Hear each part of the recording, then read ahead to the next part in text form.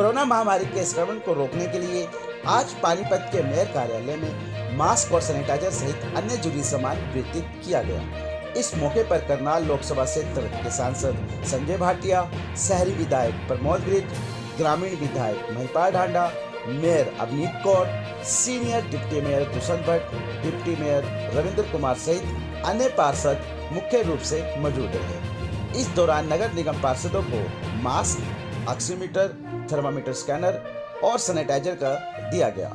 Mayor Avneet Kaur ने बताया कि शहर के सभी पार्षद जमीनी स्तर पर सभी से जुड़े हुए हैं और लोगों के साथ उनका अधिक मिलना जुलना रहता है, इसलिए सुरक्षा के मद्देनजर सभी को मास्क, सैनिटाइजर और अन्य सामान दिया गया है।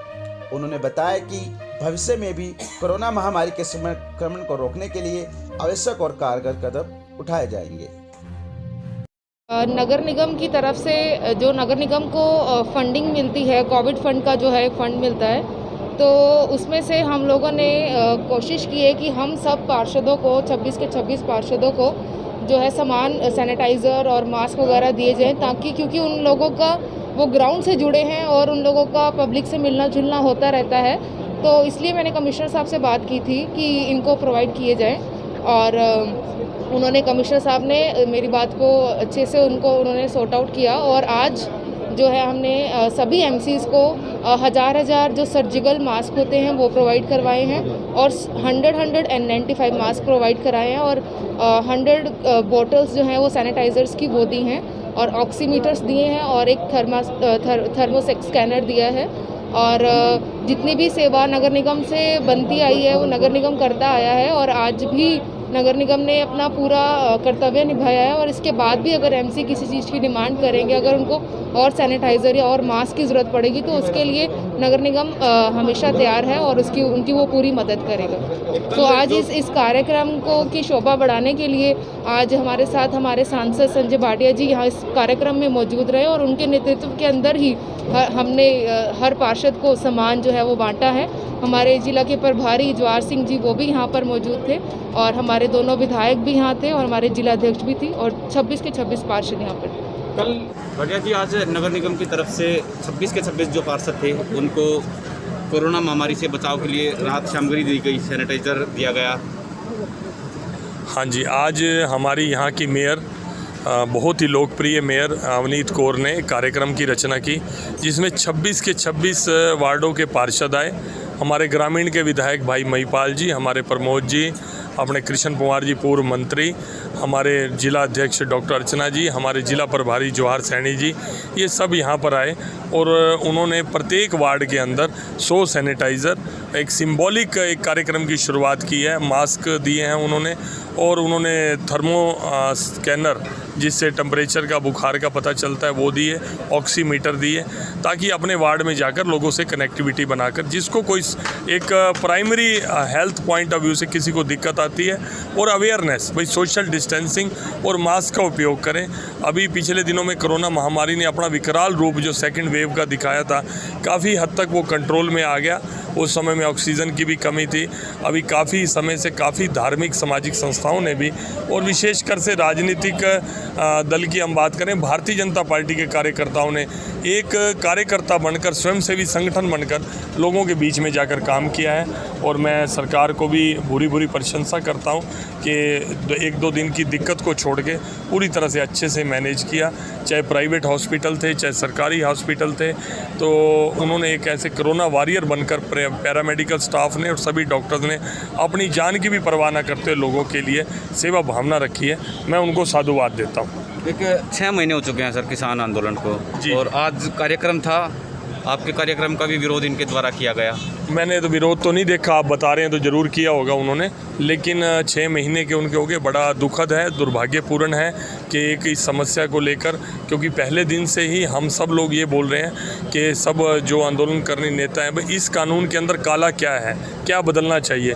मुझे नहीं लगता कि मीडिया के लोगों को भी अभी तक समझ में आया होगा कि इस कानून में गलत क्या है। लेकिन जो इनके किसानों के नेता हैं, समय समय पर भ्रम की स्थिति को फैलाते रहे। अभी पिछले दिनों मैंने सुना गुरनाम सिंह चडूणी वो बोल रहे हैं कि ये जो कोरोना वायरस है ये उसके कारण फैल रहा है, जो 5G टावर्स हैं। अजीब अजीब सी बातें। वैक्सीनेशन को भी लेकर विपक्ष के नेताओं ने उन्होंने कहा कि भाई ये बीजेपी का इंजेक्शन है या सांप्रदायिक है, इससे नपुंसकता बढ़ती है। इस तरह के भ्रम की स्थिति फैलाकर, जिस तरह इन्होंने किसानों के अंदर भ्रम की स्थिति फैलाई कि ये होने से आपकी ज़मीन चली जाएगी।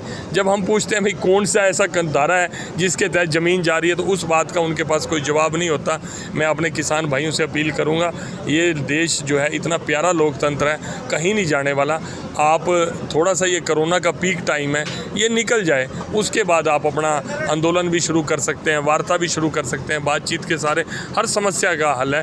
कोर्ट ने भी बार बार यही कहा, सुप्रीम कोर्ट ने, कि बातचीत से इस समस्या का हल निकालना चाहिए। लेकिन रोड को जाम कर देना, लोगों को असुविधा करना और अपने लिए भी असुविधा। मैं ये नहीं कहता कि जो आंदोलनकारी बैठे हैं सड़कों पर वो कौन से बहुत अच्छे उसमें बैठे हैं, वहाँ पर बैठे बैठे भी काफ़ी लोगों को दिक्कत आई।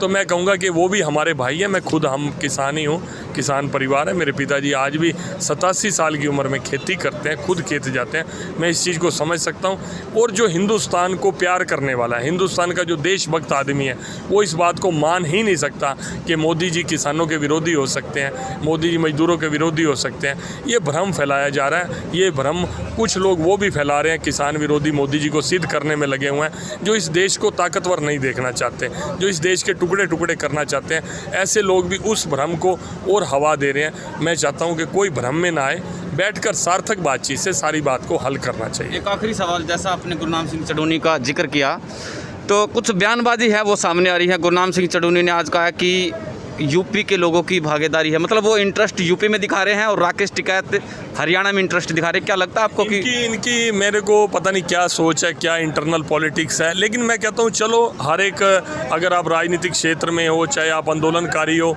वो आपकी ड्यूटी है। आप जो कुछ मर्जी करो, हमारी कमियों को उजागर करो, अपने आंदोलन को मजबूत करो और टारगेट्स दो, उसमें हमें कोई ऐतराज़ नहीं है, करना ही चाहिए उनको। लेकिन मैं कहता हूँ कि इस तरह से बंटवारा नहीं होना चाहिए, भाईचारे का बंटवारा नहीं होना चाहिए, किसी को मतलब मान अपमान का वो नहीं होना चाहिए। मुद्दे के ऊपर बात होनी चाहिए कि ये किसान कानून ये गलत है, इसको ठीक होना चाहिए। आपस की इस तरह की उनको कहो कि राजनीति को भी छोड़ें। मैं और अपोजिशन के लोगों से भी कहूँगा कि दलगत राजनीति को छोड़ के, ये आपदा का समय है। आपदा के समय में पूरी दुनिया के देश, अपने अपने देशवासी सब लोग इकट्ठे हो जाते हैं। तो मैं यहाँ भी चाहता हूँ कि एक समय था जब हिंदुस्तान पाकिस्तान का युद्ध था, अटल जी ने, इंदिरा गांधी जी जो तत्कालीन प्रधानमंत्री थे, उनको कितना महामंडित किया था, उनको कितना स्ट्रॉन्ग किया था। पूरी दुनिया को ये दिखाया था कि भले ही हम देश में विपक्ष हों, लेकिन दुनिया के लिए हम एक हैं। आज वो कोरोना महामारी का समय है। मैं अपने कांग्रेस के लोगों से कहना चाहूँगा कि वो भी अटल बिहारी वाजपेयी से नसीहत लें। और जिस तरह से उन्होंने वैक्सीनेशन का, राहुल गांधी जी ने, अखिलेश यादव ने, सोनिया गांधी ने पहले वैक्सीनेशन का विरोध किया, आज फिर वैक्सीनेशन लगाने में सबसे आगे दौड़ रहे हैं कि पहले हमें लगाओ, पहले हमें लगाओ। तो इस तरह भ्रमित ना करें, समाज को भ्रमित ना करें।